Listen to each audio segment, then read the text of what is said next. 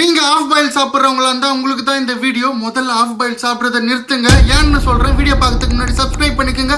நிறைய video miss பண்ணிடுவீங்க. மக்களை இப்ப எங்க பார்த்தாலும் பறவை காய்ச்சல் பரவிட்டு இருக்காமே. சம்மருக்கு முன்னாடி மாம்பழ சீசன் வருதோ இல்லையா, இந்த பறவை காய்ச்சல் கரெக்டா வந்துருதுங்க. வீடியோ பாக்குறதுக்கு முன்னாடி உங்களுக்கு ஆஃப் பாயில் பிடிக்கும்னா ஒரு லைக் பண்ணிட்டு வீடியோ பாருங்க. அதனால அமைச்சர் மா சுப்பிரமணியம் நம்மள ஆஃப் பாயில் எல்லாம் சாப்பிட வேணாம்னு சொல்லியிருக்காரு. அப்புறம் கறியை கூட நல்லா வேக வச்சு சாப்பிட சொல்லியிருக்காரு. பிரஸ் மீட்ல அவர்கிட்ட பறவை காய்ச்சல் இருக்குதா இல்லையான்னு கேட்கும் போது அவர் இருக்கணும் சொல்ல இல்லன்னு சொல்ல பொத்தாம் பொதுவா கொஞ்சம் பாத்துருங்கன்னு மட்டும் சொல்லியிருக்காரு. எதுக்கு நம்மளும் பார்த்து இருப்போம். சிக்கன் வாங்கும் போதெல்லாம் பார்த்து வாங்குங்க, வெட்டுறதுக்கு முன்னாடியே செத்து போன சிக்கன் எல்லாம் வாங்காதீங்கன்னு சொல்லியிருக்காரு. அப்புறம் இருக்கிறதுலயே ஆஃப் பாயில் தாங்க டேஞ்சரு. பறவை காய்ச்சல் இருக்குதோ இல்லையோ நம்ம ஆஃப் பாயில் சாப்பிடறத நிறுத்திப்போமே. ஏன்னா இப்ப இருக்க காலத்துல எங்கும் கலப்படம், எதிலும் கலப்படம். அதனால வேகாம இருக்க இந்த ஆஃப் பாயில் எல்லாம் சாப்பிடறத அவாய்ட் பண்ணிக்கோங்க. அதனால மக்களே பார்த்து இருங்க.